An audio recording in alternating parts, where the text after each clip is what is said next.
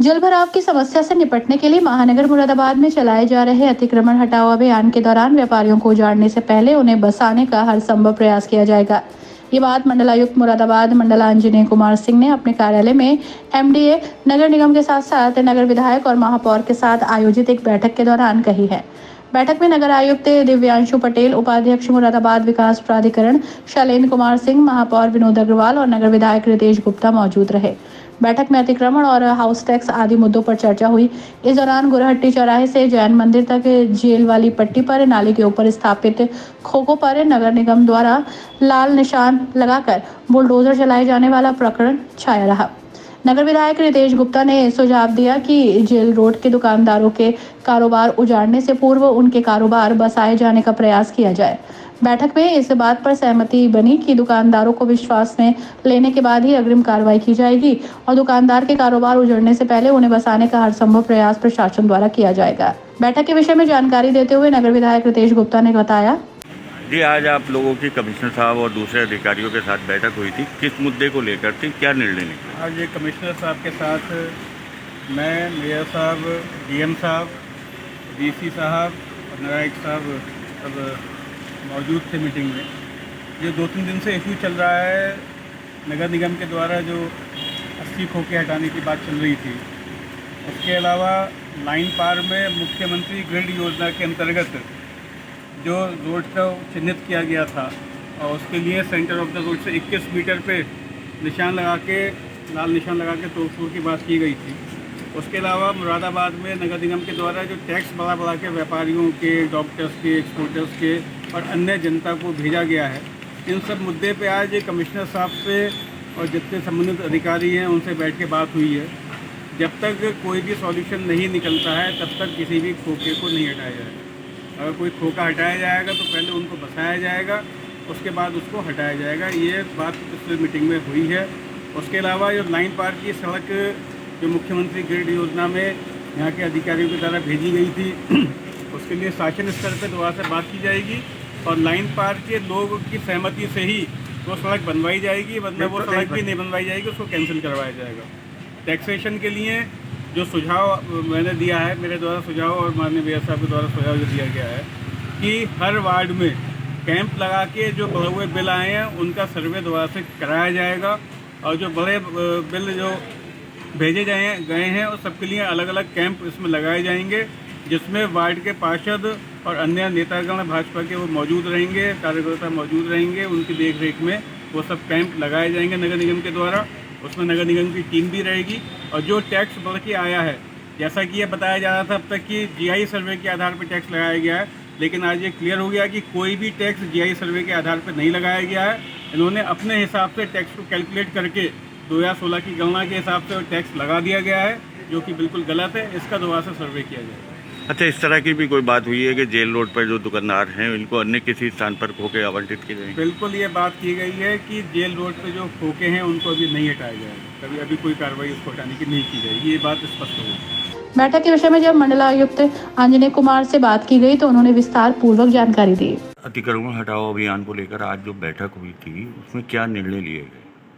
देखिए, अतिक्रमण हटाने का पहली बात तो ये है कि कोई अभियान नहीं है। जहाँ जहाँ पर मुश्किलें आ रही हैं, जैसे नाले की सफाई में मुश्किल आ रही है तो वहाँ पर, क्योंकि बारिश में अभी लोग देख रहे हैं जब बारिश हो रही है तो पूरा शहर भर जा रहा है। बहुत सारी जगहों पर अभी थोड़ी देर में शिकायत ये आती है कि नाव चल रहे हैं, नाव लगाने की स्थिति आ गई। इसका मतलब है कि पानी रुक रहा है। पानी रुक रहा है तो हमारे नाले ठीक होने चाहिए। नालों पे अगर लोगों ने नालों को दबा लिया या नाले के ऊपर आ गए हैं, नाले साफ़ नहीं होंगे तो फिर पानी ऐसे ही भरेगा। ये एक ऐसी मुश्किल है जिसको ठीक करना ज़रूरी है। तो अगर कहीं कोई गलत तरीके से किसी जगह पे है तो उसको हटाना आवश्यक हो जाता है। लेकिन इसके साथ ये एक और भी था, आज माननीय विधायक जी का ये कंसर्न था कि अगर हमें ऐसा करने की आवश्यकता पड़ती भी है तो किसी को बेरोज़गार न किया जाए, कम से कम उसके लिए कोई विकल्प ज़रूर दिया जाए। आज इसी मसले पे बात हुई और ये हुआ कि अगर इस कार्य में जो कि ज़रूरी हो, अपरिहार्य है, ज़रूरी है, तो अगर ऐसा करना पड़ता है इस स्थिति में विकल्प ज़रूर दिया जाए और ऐसे लोगों के लिए वैकल्पिक व्यवस्था की जाए। ये ख़ास तौर से जो नाले के ऊपर वहाँ जेल रोड पर जो खोखे वाले लोग थे उनके लिए संदर्भ में बात हुई है। अभी मैंने कहा है कि एक तो पूरी समीक्षा कर लें, कौन कौन लोग आवंटी हैं, आवंटियों के हिसाब से कि क्या वैकल्पिक व्यवस्था हमारे पास है, किस किस चीज़ की ज़रूरत पड़ेगी, उसके हिसाब से एक रिपोर्ट दें, फिर उसके बाद हम 3-4 दिन इसके बाद बात करेंगे। दूसरा इश्यू था मुख्यमंत्री ग्रिड योजना के तहत जो रोड बन रही है लाइन पार में उसमें 40 मीटर रोड की बात है, जबकि मास्टर प्लान पे डिस्कशन के दौरान ये बात आई कि मास्टर प्लान पे 36 मीटर ही रोड है। अभी एक बार हम शासन बात कर रहे हैं कि जितनी रोड की विड्थ है मास्टर प्लान में हम उससे ज़्यादा न जाए, बल्कि जितनी रोड है अभी एग्जिस्टिंग उसी को अगर हम ले सकें, अगर क्योंकि ये शासन के द्वारा फाइनल किया गया है, इसमें नगर आयुक्त या कोई और इसमें कुछ नहीं कर सकता। तो हमारा प्रयास है कि एमिकेबली लोगों से बातचीत करके अगर शासन हमें अनुमति दे देता है तो सबको बैठ के प्रयास यही रहे कि कम से कम नुकसान हो, लोगों को बेरोज़गार ना होना पड़े, और जो भी व्यवस्था आए, विकास की जो व्यवस्था आती है वो लोगों के लिए है। अगर लोग इससे खुश नहीं होंगे तो कोई फ़ायदा नहीं है इसका। विधायक जी का भी यही कहना था और इस बात को मैंने सभी अधिकारियों से बातचीत की। इस पर भी अभी एक बार शासन बात होगी, उसके बाद सर्वे होगा। सर्वे के हिसाब से पहले सूची दी जाएगी कि क्या आ रहा है, उसकी पूरी डिटेल रिपोर्ट जब आएगी उसके बाद ही इस पर निर्णय लिया जाएगा कि क्या करना है। तो ये एक इशू था। तीसरा इशू है कि उस पर कुछ फड़ वालों का मामला है, ये पहले ही ऑलरेडी हाई कोर्ट से डिसाइड हो चुका है, विधायक जी को बताया गया, और इस मामले में और कुछ नहीं होना था। उसके बावजूद उन्होंने इस बात का आग्रह किया कि जो फड़ वाले हैं उनको कोई वैकल्पिक व्यवस्था दी जाए। तो हमने बात की है, नगर आयुक्त से कहा है कि उनके लिए वैकल्पिक व्यवस्था का प्रबंध करें। इसका अगला जो महत्वपूर्ण बिंदु था वो था टैक्स का, कि नगर निगम के द्वारा GIS बेस्ड टैक्स वसूली करने से इसमें बहुत ज़्यादा लोगों का आ रहा है। जो बात फैक्ट निकल के आई उसमें ये था कि 2008-9 के बाद जो हर 2 साल पर टैक्स को बढ़ाया जाना, रिवाइज करना ज़रूरी था, थोड़ा थोड़ा बढ़ाया जाना ज़रूरी था, वो एक्चुअल में बीते सालों में नगर निगम के द्वारा नहीं किया गया। और 2015-16 में टैक्स का रिवीजन हुआ।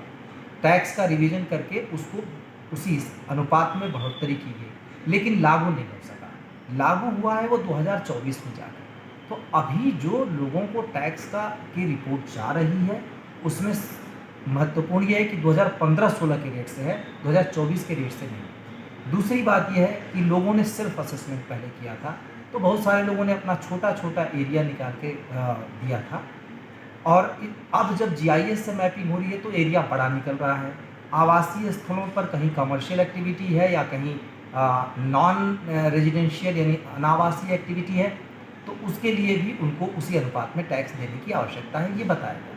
इस पर निर्णय ये हुआ सबसे सहमति के उपरांत कि पहले एक बार फिर से हम असेस कर लें, जिसका बहुत ज़्यादा टैक्स अचानक से आ रहा है उसके साथ बैठ के उसकी आपत्ति को सुन लिया जाए और कैटेगरी में बांट दिया जाए कि नीचे से लेके ऊपर तक जिस अनुपात में टैक्स का ज़्यादा आ रहा है उसके अनुपात में लोगों की बात सुन ली जाए और इस बात को उनको कन्विंस किया जाए कि किसी भी तरीके से गलत ना हो। जो अगला पॉइंट था वो था प्राधिकरण से संबंधित। उसमें ये कहा गया कि लाइन पार के एरिया में या कुछ ऐसे और भी एरियाज़ हैं उसमें नोटिस देने के बाद लोगों को नोटिस दी जा रही है और उसमें वसूली की जा रही है। इस पर BC साहब ने बताया कि एक्चुअली ऐसा इसलिए करना पड़ा कि जब कोई शिकायत आती है तो जांच होती है और जांच के बाद अगर कोई अनऑथराइज्ड कंस्ट्रक्शन होता है तो उसको नोटिस देना ज़रूरी है और कार्रवाई करना ज़रूरी है। उसी अनुपात में कार्रवाई हो रही है, किसी खास को टारगेट करके नहीं। लेकिन इन सब के बीच में जो माननीय विधायक जी की जो सबसे बड़ी कंप्लेंट थी, जिसको अधिकारियों ने स्वीकार किया कि कहीं कहीं या कुछ हद तक ये शिकायतें हैं, वो ये है कि लोगों को दहशत में डालना या लोगों को भय दिखाकर बीच में कोई न कोई वसूली कर रहा है। ऐसे तत्वों को चिन्हित करके उन सभी के विरुद्ध कड़ी कार्रवाई के लिए कहा गया है। नगर आयुक्त भी स्वयं कार्रवाई करेंगे, उसमें BC भी कार्रवाई करेंगे जैसे जैसे लोग इसमें पकड़े जाएंगे। और जहाँ जहाँ शिकायतें लोगों की आ रही हैं किसी भी तरीके की उगाही नहीं होनी चाहिए, ये निर्देशित किया गया। और दूसरी बात यह है कि अधिकारियों के द्वारा किसी भी तरीके से बुरा बर्ताव नहीं होना चाहिए लोगों के साथ, खास तौर से जो ऑलरेडी पीड़ित है, प्रताड़ित है, उसके साथ गलत अगर वो सख्ती या कुछ इस तरीके की बातें आएंगी जिससे लोगों को और पीड़ा हो ये स्वीकार्य नहीं है, ये भी बता दिया गया। तो इसमें मेयर साहब भी थे, माननीय विधायक जी भी थे, मेयर साहब ने भी अपने तरफ से जो बिंदु दिए, उन सारी चीज़ों को डीएम साहब भी थे, जिलाधिकारी मुरादाबाद, वीसी एमडीए, नगर आयुक्त, और ये तय किया गया कि इन सभी बिंदुओं पर एक बार फिर से अफ्रेश सारी चीज़ें देखेंगे। जिन जिन लोगों को किसी बारे में आपत्ति है वो अपनी आपत्ति तुरंत नगर निगम के साथ दर्ज कराएं। आपत्तियों को लोगों के लेने के लिए जगह जगह कैंप भी लगेंगे, उस कैंप के बारे में एडवांस में लोगों को सूचित किया जाएगा और संबंधित पार्षद को भी बताया जाएगा, और प्राधिकरण के जो मामले हैं उन सब में एक बार फिर से समीक्षा की जाएगी। जो नियम है नियम के अनुरूप ही कार्य किया जाएगा। ऐसा नहीं है कि जैसे लोगों के दिमाग में ये बात है कि 100 वर्ग गज से नीचे के मकान में नक्शे की ज़रूरत नहीं होती। इसको वीसी साहब ने क्लियर किया कि नक्शा बनाना पड़ेगा। बस इसमें ये है कि प्राधिकरण के बजाय किसी सर्टिफाइड जो आर्किटेक्ट है उससे नक्शा बनाना पड़ेगा। इन सारी चीज़ों को पब्लिक के सामने क्लियर करने की बात मैंने कही कि ये सारे अधिकारी इस बात को लोगों के सामने स्पष्ट रूप से रख दें, ताकि किसी तरीके का कोई भ्रम न हो, किसी तरीके का कोई दोहन न हो। और जिन लोगों की ये शिकायत है कि पुराने दौर के बने मकानों पर भी प्राधिकरण की नोटिस आ रही है, उसको गंभीरता से देखा जाए। ऐसे मामले नहीं आने चाहिए। तो अब ये तय हुआ है कि अगले 1 हफ्ते तक इन्हीं सब की कार्रवाई होगी, उसके बाद ही। और जहाँ तक इंक्रोचमेंट का है, इंक्रोचमेंट जहाँ पर ज़रूरी है इंक्रोचमेंट के खिलाफ कार्रवाई, वहाँ पर कार्रवाई चलती रहेगी, लेकिन लोगों को विश्वास में लेकर लोगों से संवाद बनाकर कार्रवाई होगी। और अपरिहार्यता की स्थिति में भी लोगों को वैकल्पिक व्यवस्था आवश्यक है। कुल मिलाकर इस बात पर सहमति बनी कि वो उजाड़ने से पहले इनको बचाने का प्रयास किया जाए। उजाड़ने की कंडीशन में बात उजाड़ने की नहीं है, बात यह है हमारे पास 2 तरीके की चीज़ें हैं। अगर हम उसको करेक्टिव मेजर नहीं लेते, वहाँ पर नाले को या इस तरीके की चोकिंग पॉइंट्स को क्लियर नहीं करते, ट्रैफिक जाम को ठीक करने के लिए हम अवैध अतिक्रमण नहीं हटाते, तो फिर दूसरी समस्या पैदा होती है जो ज़्यादा लोगों को प्रभावित करती है। यहाँ पे हमें देखने की बात यह है कि एक तरफ 10 लोग हैं, एक तरफ हज़ारों की संख्या में लोग हैं। उस अनुपात को बैठाते हुए उन 10 लोगों को हम कहीं ना कहीं वैकल्पिक व्यवस्था दे सकते हैं। इसके लिए कहा गया है कि कहीं किसी का रोजगार न छीने, कहीं कोई बेघर ना हो, इस बात का ध्यान रखा जाए।